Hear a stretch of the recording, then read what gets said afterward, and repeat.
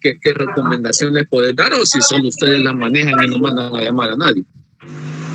Sí, lo que pasa es que en el caso de nosotros, como siempre hemos dicho, la crisis hipertensiva se debe de tratar la causa. Entonces, por lo general, el 80% de los pacientes transoperatorios, preoperatorios, transoperatorios y posoperatorios, suele ser la mayoría el dolor, causada por dolor. Y luego todos los otros factores que vos habías mencionado, hipotermia, sobrecarga, todo eso. Pero hoy en día ya no llamamos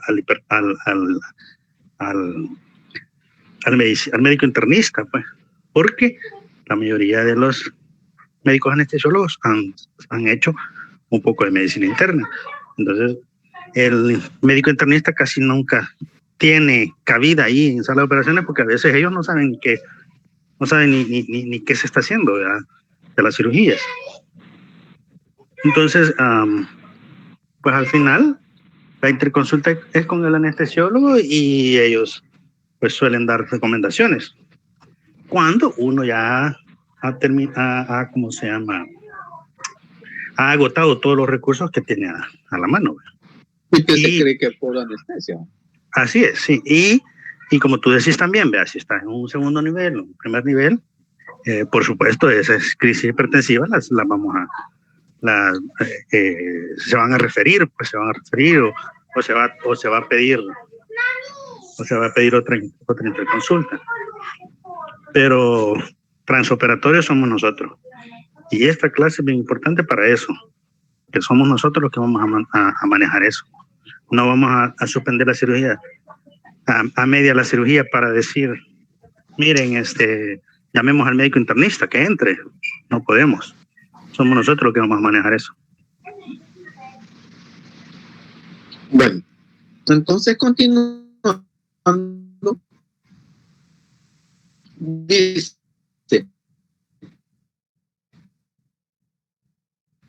en los pacientes con lesión coronaria o isquemia, miren, lesión coronaria o isquemia, los dos temas que vienen a continuación. La utilización de nitroglicerina, ya vimos, ¿verdad?, a qué familia pertenece.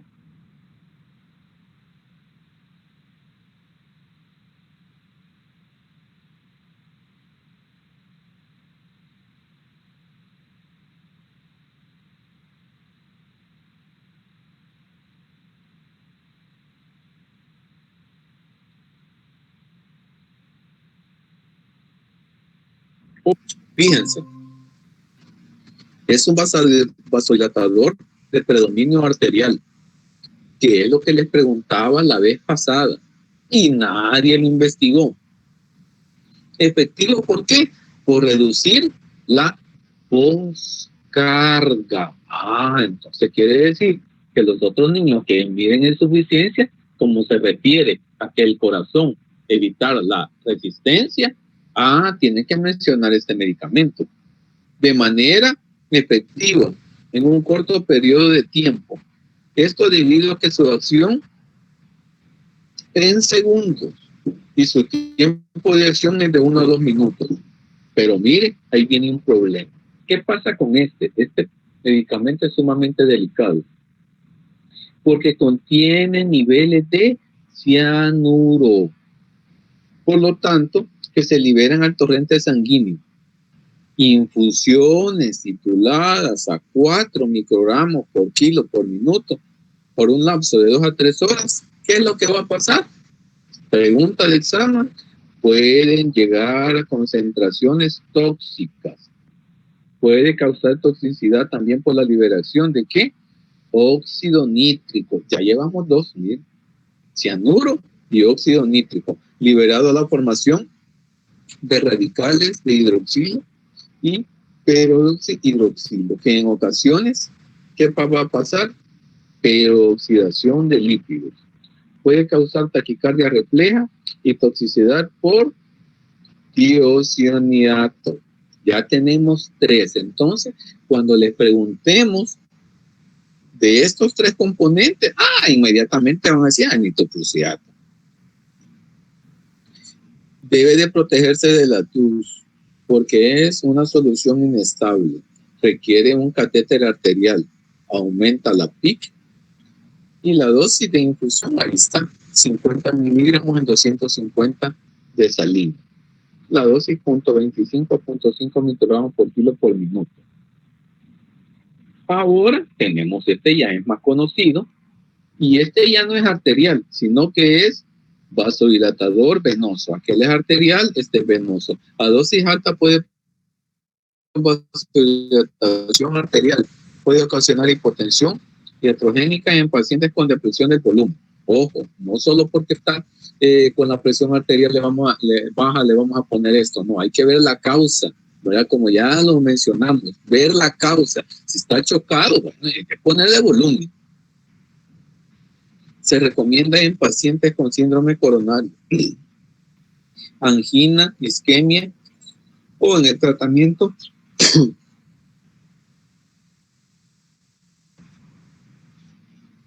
otro que ocupamos y es bien común es la hidralazina, y esta lo ocupamos bastante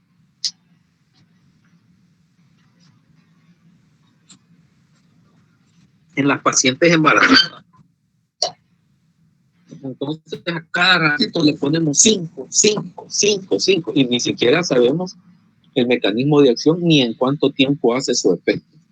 Entonces vamos a decir que este es un vasodilatador arteriolar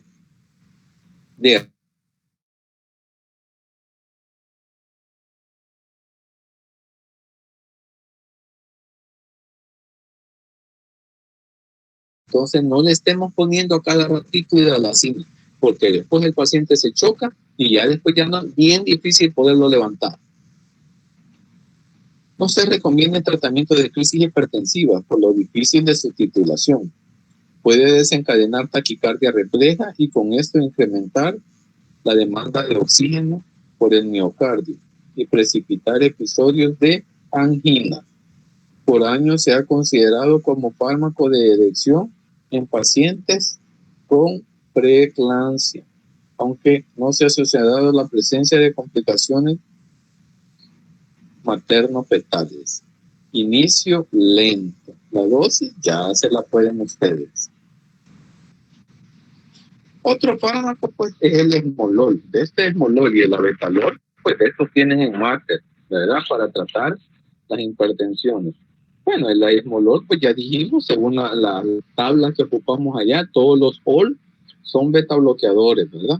En este caso, este es beta adrenérgico cardioselectivo de acción ultra corta, 1 miligramo por kilo en 1 minuto. Se recomienda su uso en pacientes con taquicardia supraventricular. Miren, son beta bloqueadores. Entonces, en las taquicardias, esmolol.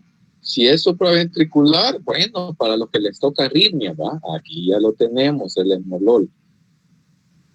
Y para hipertensión arterial intraquirúrgica. Entonces tenemos otro fármaco ya que podemos ocupar durante la cirugía. Luego de ahí tenemos el abetalol. Es un olo, que quiere decir otro beta bloqueador. Con la única diferencia que este ya no es solo beta adrenérgico, sino que este es alfa 1 selectivo y beta adrenérgico no selectivo. Pueden administrarse como bolo o en infusión continua. Tiene un inicio de acción de 5 a 15 minutos con una media de eliminación de 5.5 horas. Mire lo importante, reduce la resistencia vascular periférica, sin efectos en el flujo sanguíneo coronario, cerebral y renal. Entonces, esta es muy buena opción. ¿Cuándo lo ocupamos? En hipertensión y en anginas. Ya 2 beta bloqueadores. El fenoldopam, bueno, tiene características también y por eso se los he puesto. Casi todos los que les he puesto aquí tienen características sumamente diferentes. Unos eran arteriolares, otros venosos, otros son beta bloqueadores, unos son beta, otros son alfa. Y miren este, Es un agonista de receptor periférico DOPA 1. Único fármaco antihipertensivo que logra su acción por vasodilatación periférica, metabolizado en el hígado por la participación de citocromo P450. Y ahí lo tenemos la descripción. Entonces, ¿qué es lo que tienen que hacer ustedes? Pueden ir a tomar nota de todos estos 5 o 6 fármacos que hemos dado e ir a leer un poquito más. Ahora, la valoración y la preparación anestésica. ¿Me escuchan todavía? Sí, se escucha. Va, muy bien. La valoración preanestésica tenemos primero, es lógico, la medición de la presión arterial, ¿verdad? Es conveniente medir la presión arterial en la consulta de anestesia con el paciente sentado, ¿verdad? Por eso es de que yo me puse los tensiómetros y los monitores parados. Error, no se puede hacer. Esperando 5 minutos antes de tomarla, ¿verdad? Y que inmediatamente uno llega, se la toma, el paciente todo agitado. No, en lo que se le pregunta, el paciente se va relajando. 2 determinaciones y haciendo la media de las 2. Aquí tenemos un índice de Bulban, el riesgo coronario perioperatorio. Solo miren el primero, solo ahí tenemos 5. Pacientes mayores de 70 años, sí, eso es común, pues. Y las próstatas, las coles, las hernias, las pacientes para histerectomía, solo ahí tenemos 5. Según el infarto agudo de miocardio en los últimos 6 meses, 10. Ya solo ahí tenemos 15 puntos. El de galope, estenosis aórtica, ritmo diferente, más de 5 extrasístoles, pero viene la otra. Cirugía de urgencia. Entonces pongámosle que ella es mayor y pongámosle que ella sufrió un infarto y que es una cirugía de urgencia. ¿Cuánto va ahí? 19. Y pongámosle de que es una LAPA.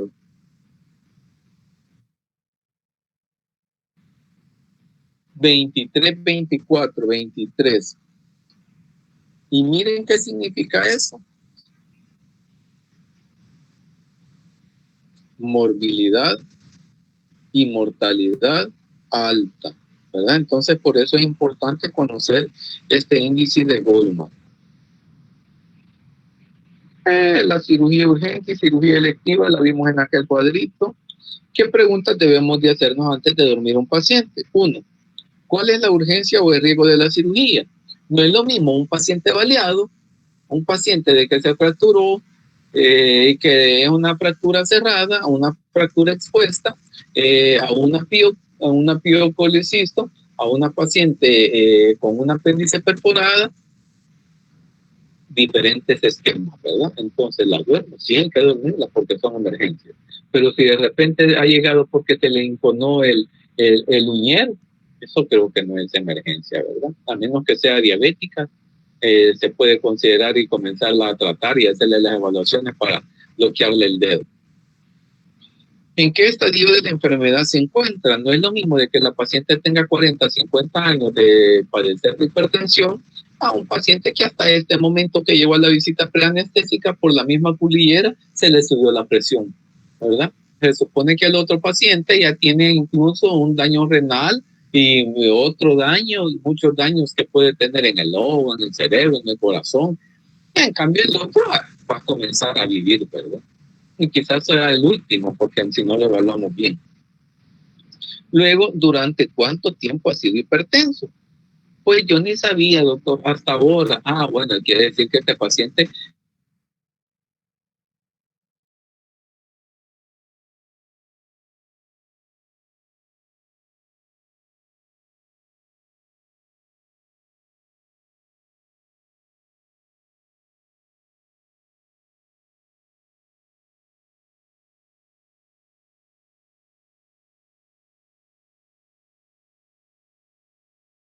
analgésico y un sedante, la paciente perfecta, se mantuvo bien y así se le operó. Entonces hay que ver, como hemos repetido desde el principio, la causa.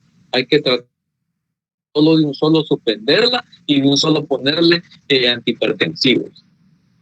¿Qué medicamentos tomo? No es lo mismo que tome una aspirinita a que tome esa gran retahíla de medicamentos que habíamos dicho. IECA, IARA, antagonistas de calcio, diuréticos, beta bloqueadores, etcétera, etcétera. ¿Cuál será el nivel óptimo para dormir este paciente? Ya lo manifestamos. Si este paciente no tiene ninguna lesión del órgano diana, ya según la última guía dicen de que no debemos de suspenderlo. Pero si este paciente ya nos ha manifestado que ha sufrido de RAM, que sufre angina de la universidad, pues este paciente ha de tener otro IEG, ha de tener una fracción de eyección baja, ha de tener una, etcétera, etcétera. ¿Debo sugerir o suspender la cirugía? Bueno, ya sabemos que nosotros no podemos suspender por el simple hecho de ser licenciados. Entonces debemos de sugerir, en vista de que el paciente presenta hipertensiones incontroladas a pesar de que toma tal y tal y tal y tal medicamento y que sigue consumiéndolo, se recomienda diferir cirugía hasta tener una mejor manejo. Simple. Ahora bien, si el cirujano dice, no, hombre, sí dormir, vaya, entonces ponémele nota.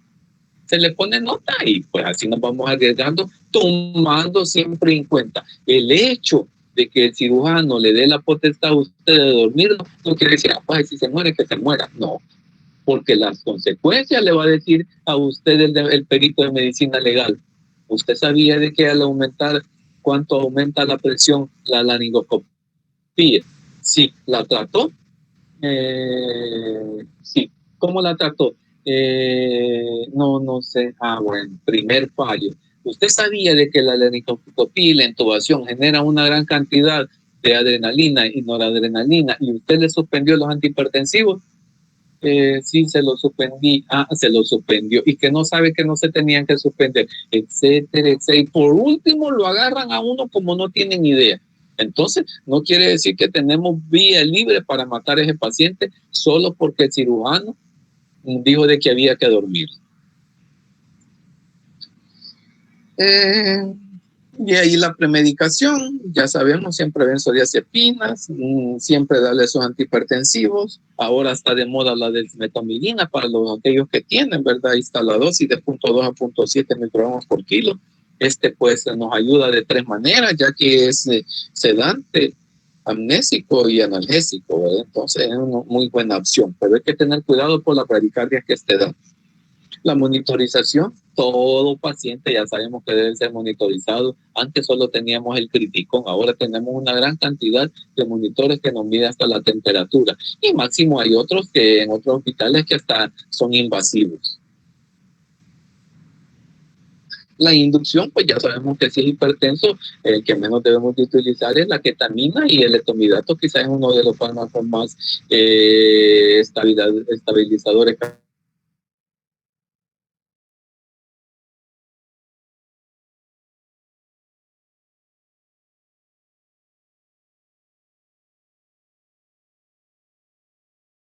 Que hay una liberación de catecolamina, lo que nos va a pasar es una liberación de taquicardia e hipertensión. Aquí la laringoscopía directa y la intubación pueden provocar aumentos exagerados de la tensión arterial, aunque hayan sido tratados con fármacos antihipertensivos. Quiere decir que el paciente, aunque esté tratado con la gran cantidad de gama de antihipertensivos, siempre se le va a subir la presión de una manera correcta. Y no lo hace, como habíamos dicho, en los 15 segundos previos. Pero que ahí nos quedamos colgados, buscando, viendo. No, debe de ser rápido. Debe de ser con colutorios o con spray de lidocaína. Si no hay ningún problema de bloqueo, le podemos poner lidocaína endovenoso. Eso me imagino que lo va a decir los de arritmias. Lo que puede acarrear isquemias miocárdicas por el aumento de las presiones intracavitarias diastólicas en el ventrículo izquierdo, que comprime a las arterias subendocárdicas, así como el aumento de la demanda de oxígeno por la taquicardia. Se recomienda, profundizar la anestesia con opiáceos potentes. No le tengan miedo al fentanil. Eso sí, despacito, despacito. No ponerlo de un solo, ¿verdad? Ya les decía no se llegaron a tomar fotos, ¿no?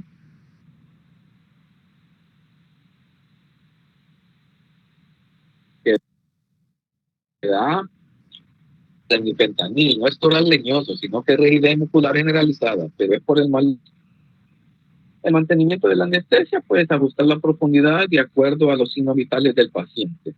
La hipertensión intraoperatoria puede ser producida por dolor, ya dijimos todas las causas que puede ser producida.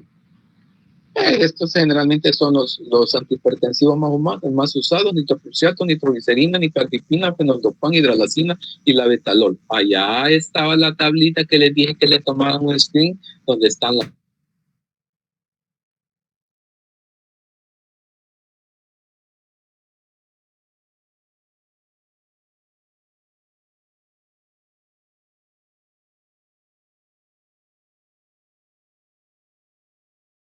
Esto está difícil, están dando un montón de plazas ahora y ustedes son las que se las tienen que ganar. Qué penoso sería que un cipote que venga abajo de ustedes se la gane. Ya han pasado muchas cosas que muchos estudiantes le han ganado a profesionales. Así es que espero de que ustedes sean de esos, de los que salgan, sobresalgan y los tengamos en buenos puestos, y que al final, cuando ya tengan un buen puesto, pues le ayuden a la universidad o ayuden a formar más personas para que aprendan, y no ser como los miles que han salido de los que yo tengo. Bueno, no son miles, de las decenas que han salido, que nunca los he visto leer un libro. Y si lo leen, quizás solo cuando están en el módulo 9 y 10. Y ahora, pues como todo es virtual, ni lo leen, sino que ya tienen todo pegado ahí. ¿Qué es lo que van a decir? Así que sean asiduos a la lectura, sean asiduos a la lectura, sean asiduos a la lectura. Libros hay cantidad. No hay excusa ahora para decir que no, porque es muy caro, que no sé qué. Todos los libros ahora son gratis. Y es más, hasta yo se los he pasado. Y hay unos que los han subido hasta Coreas en la biblioteca. Así que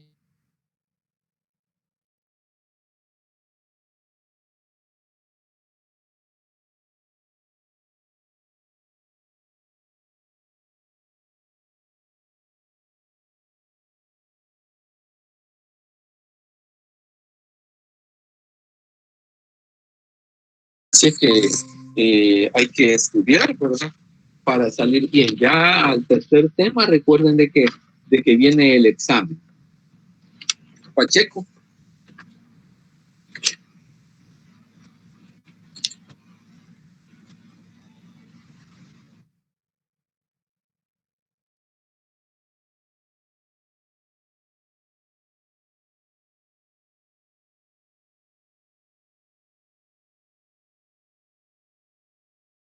Uh-huh.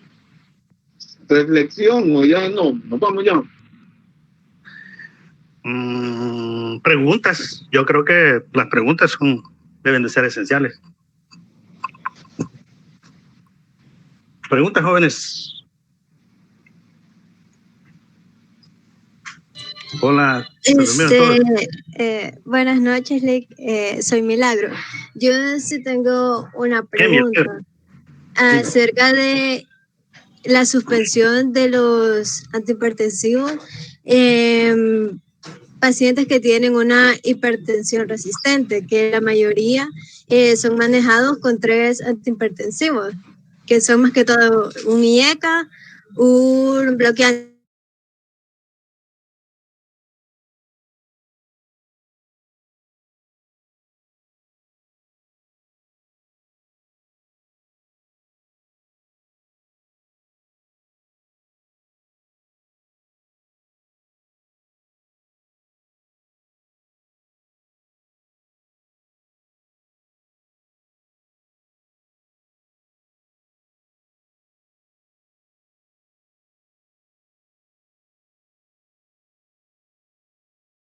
No va a ser ni siquiera un día, ¿va?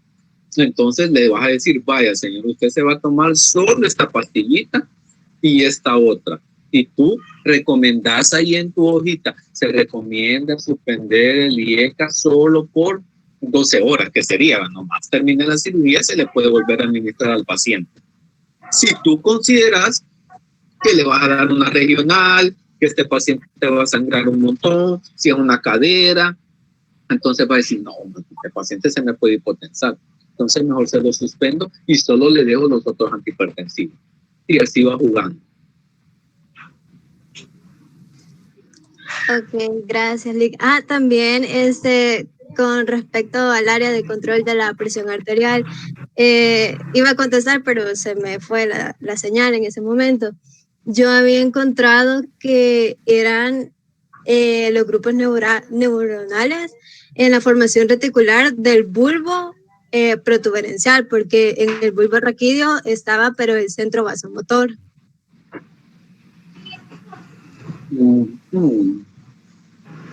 Bueno, entonces hay que seguir leyendo la fisiología para anestesiólogo.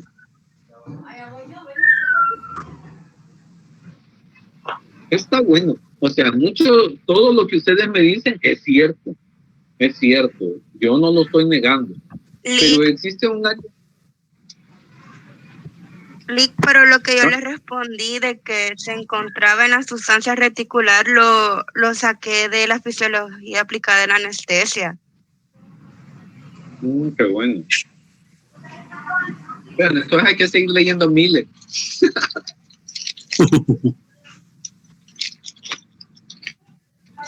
Un día lo van a encontrar y ya van a ver que van a decir, híjole, mire, a mí nada me cuesta decírselo, pero si se los digo, ahí va a terminar todo. Mañana, bueno, en esta semana se van a acordar por el examen, pero ya dentro de un mes ya se les va a olvidar. En cambio, si ustedes lo investigan, lo leen, lo subrayan y hacen como yo les he aconsejado a mis amigos, a los que han estado conmigo, mira, formar un cuaderno de tips donde aparezcan todos los centros, cuál es el callado aórtico, a dónde se encuentra, cuáles son los que estimulan el CO2, cuáles estimulan el PO2, porque se olvida, solo de tips, solo de síndromes. Y ahorita están a tiempo de hacer eso. Por eso les dejaba aquellos cuestionarios, espero no los hayan votado, que sirven un montón, ¿verdad? Que sigan leyendo. ¿Alguien más? Sí, Lick, yo tenía una duda. Soy José Ángel. Sí, no entiendo. En el caso, recuerdo que en caso de los beta bloqueantes, mencionaba la literatura que había que tener cuidado el hecho de suspenderlos de manera abrupta, porque tenían como un efecto de rebote, ¿verdad? Que en lugar de hacer beneficio iban a causar más daño.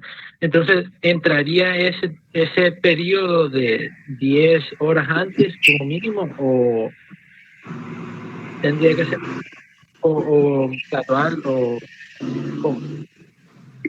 Hola. Hola. Vaya, alguna literatura dice que los beta bloqueadores, así como tú dices, hacen efecto rebote. Es lo que a veces nosotros hacíamos, ¿te acordás, Alfonso, cuando le poníamos las 3 gotitas debajo de la lengua al paciente y de repente estaba chocado, ¿verdad? Entonces, y cuando pasaba el efecto, el paciente se volvía más hipertenso de lo que había llegado, el efecto rebote.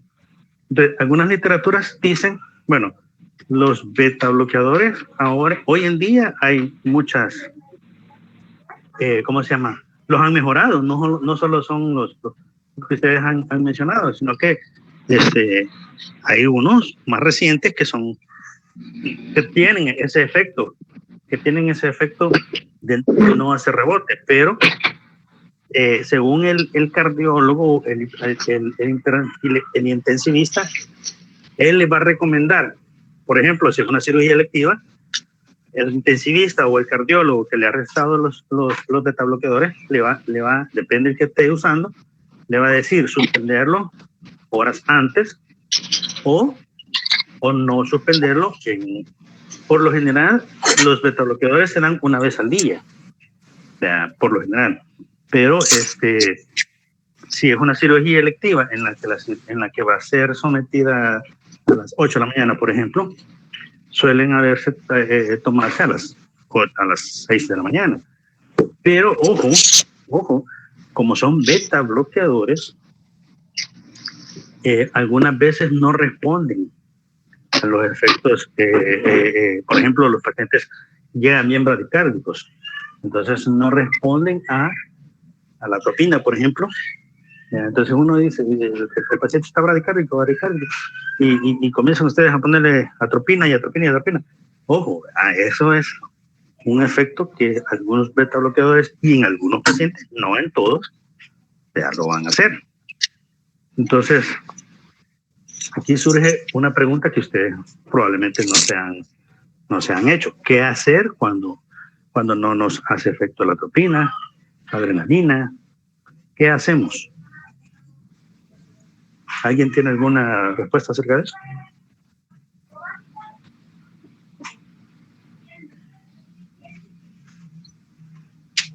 Hola.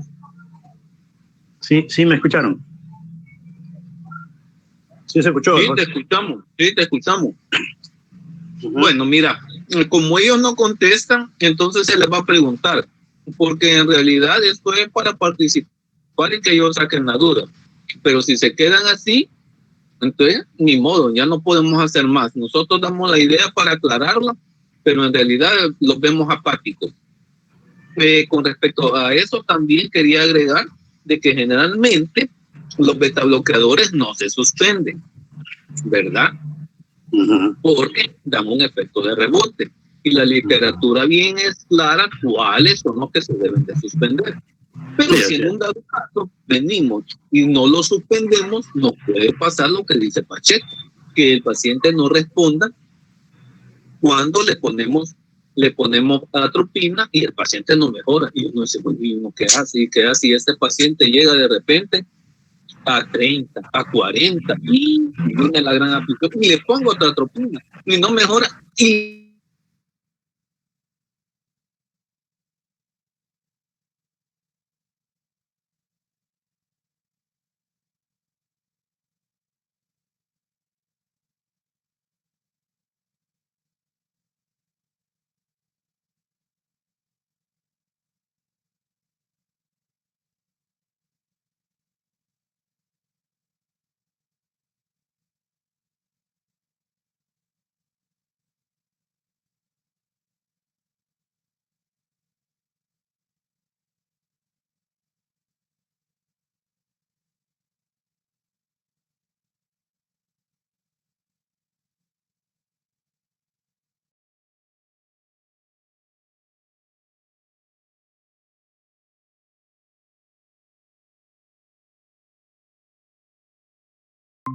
buenísimo. Y así es que aprendamos todo. Pero no es así, pues, la jugada. Me lo digo, porque faltan otros temas. No se vuelve un tema y como no me gusta así, pues, en realidad. Sino que los temas son de discusión. Bueno, ¿tenés alguna otra pregunta, Pacheco? No lo damos por terminado.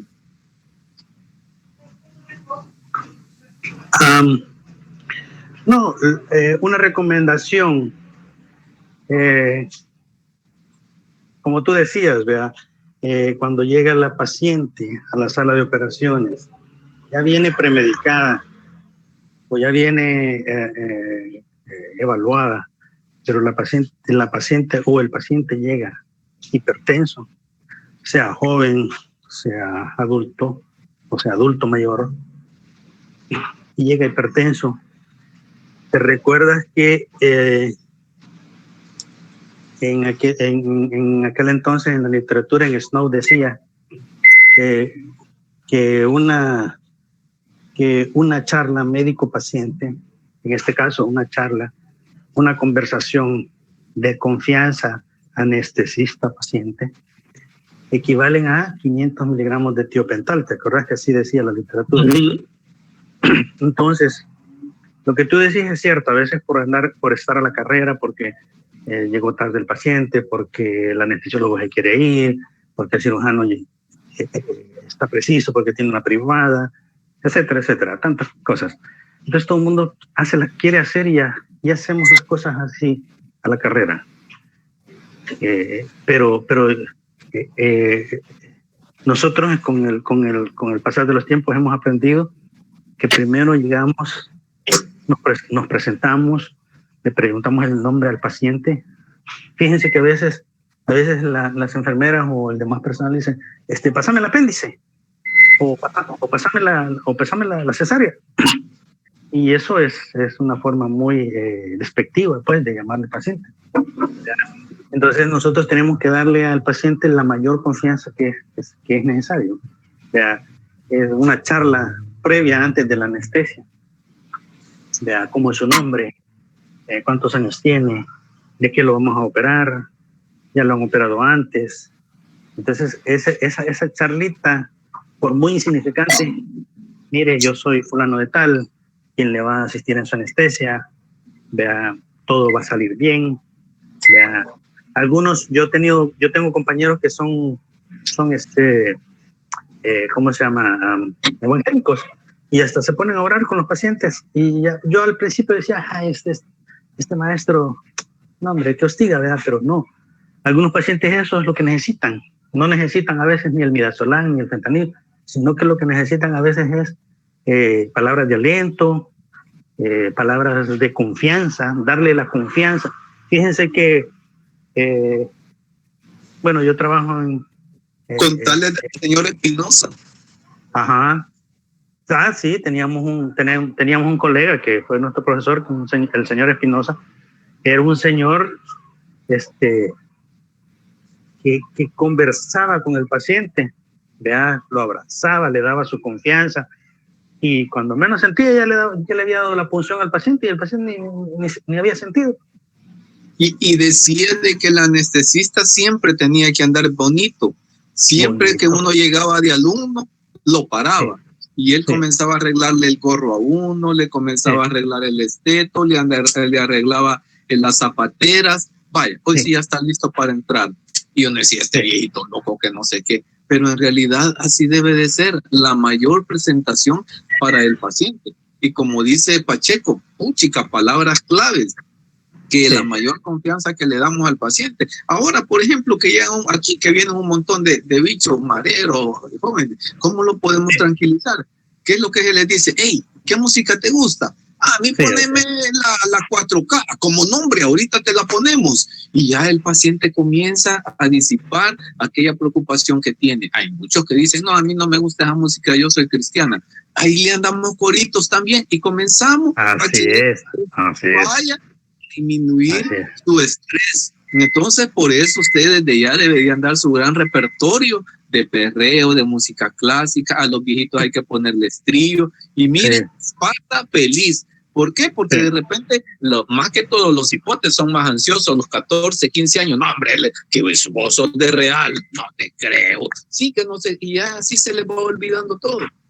Sí. Entonces, hay que ser empático. Sí, yo tuve una experiencia en un hospital privado. A un paciente le íbamos a ¿cómo se llama? A hacer una fractura de un dedo pulgar. Entonces le dimos un bloqueo. Entonces, por supuesto, el paciente quería ver qué le estaban haciendo. Esa es la desventaja, o a veces ventaja, en los hospitales privados, que el paciente no quiere que lo ceden, ¿verdad? Porque yo quiero ver qué es lo que me van a hacer. Vaya, de acuerdo, pues, en lo privado el cliente tiene la razón, ¿verdad? Entonces le dije yo, vaya, pero mire, le dije, o sea, esto le va a causar un poquito de estrés. Entonces me dice, no me va a causar estrés. Entonces le digo yo, vaya, entonces le voy a poner música. ¿Le gusta la música? Sí, me dijo, me gusta, me dio un nombre de una música clásica que nunca en mi vida yo la había escuchado, ¿verdad? Pero Spotify tiene un buen repertorio, ahí la hallé y se la puse. No necesité de darle midazolam al paciente. Se relajó, hicimos la cirugía, era una fractura del meñique, ya le pusieron pines y todo. El paciente salió sumamente agradecido, vio su cirugía, me dijo, nunca antes me habían hecho una cirugía de esa manera, no sentí nada, estuvo muy agradable la sala, porque, o sea, uno tiene que vea, que hacer eso, lo que te decís, vea, buscarle el lado al paciente, vea.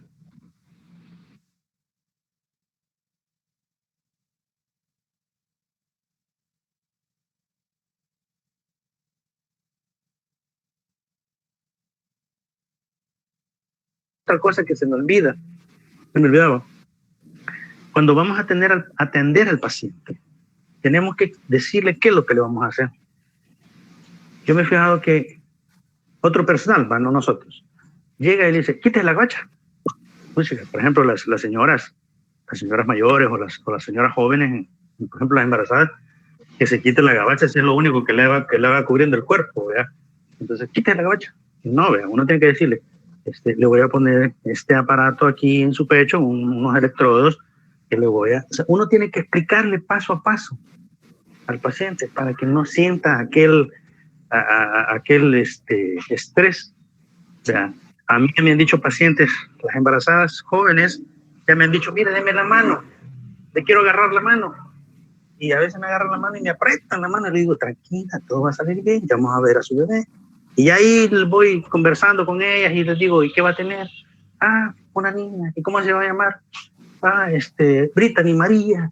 Ah, ya vamos a ver a Brittany, y así, ¿verdad? Y se va disipando la ansiedad, que es la que nos lleva a la hipertensión.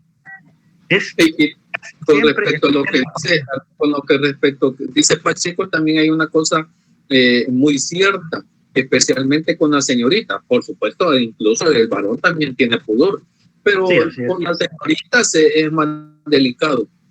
Siempre, especialmente los varones que van comenzando, siempre que vayan a ponerles electrodos o vayan a quitarle por X motivo la bata al paciente porque se la puso al revés, etcétera, y hay que darle anestesia raquidia, siempre hay que decirle, no se preocupe, ahí está la señorita enfermera enfrente.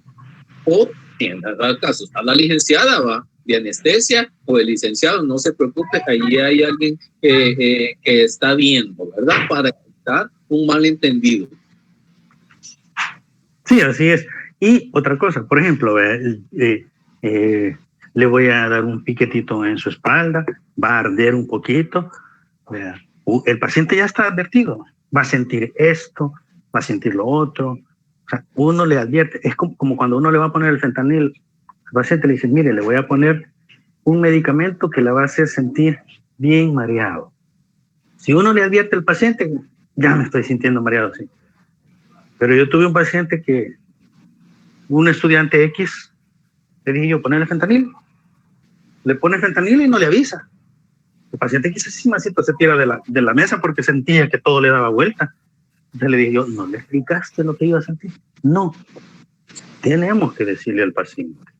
El propofol también como arde. El propofol arde, sí. El ketorolaco arde cuando uno se lo pone. Entonces tenemos que decirle al paciente, mire, va a sentir esto, va a tener esta sensación. El paciente no se asusta. Vean.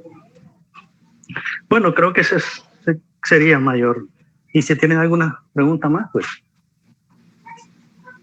díganos. ¿Preguntas o terminamos?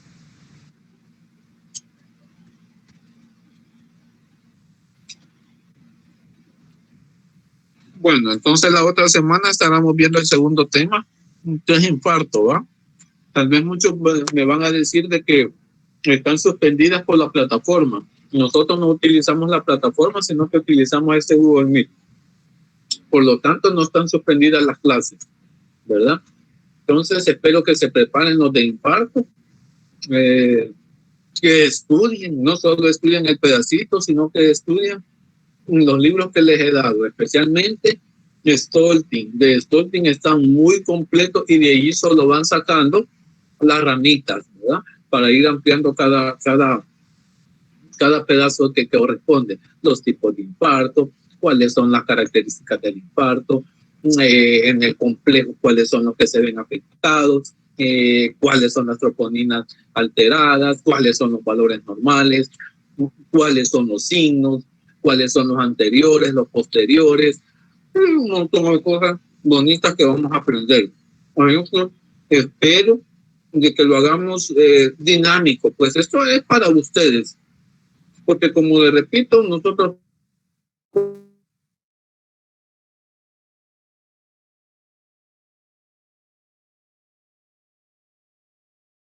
y tema resuelto, pero no nos gusta hacer así, sino que siempre tomamos los consejos de Pacheco, que está en un hospital de tercer nivel con muchos años de experiencia, y que aunque muchos digan de que ya escuché Pacheco por algunos que dicen que somos por gusto, fíjate, pero eso no nos importa ni nos incomoda, más al contrario, nos ayuda a seguirnos leyendo más, ¿verdad?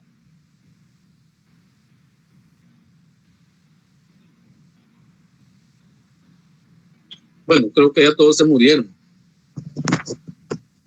No, aquí estamos todavía, Lick. Ah, vale. Aquí seguimos, Lick. Bueno, Ivette, a ti te toca arritmia, ¿va? Sí. Vaya, ese es muy bueno. Ese tema es muy bonito. Tratar de conseguirte el simulador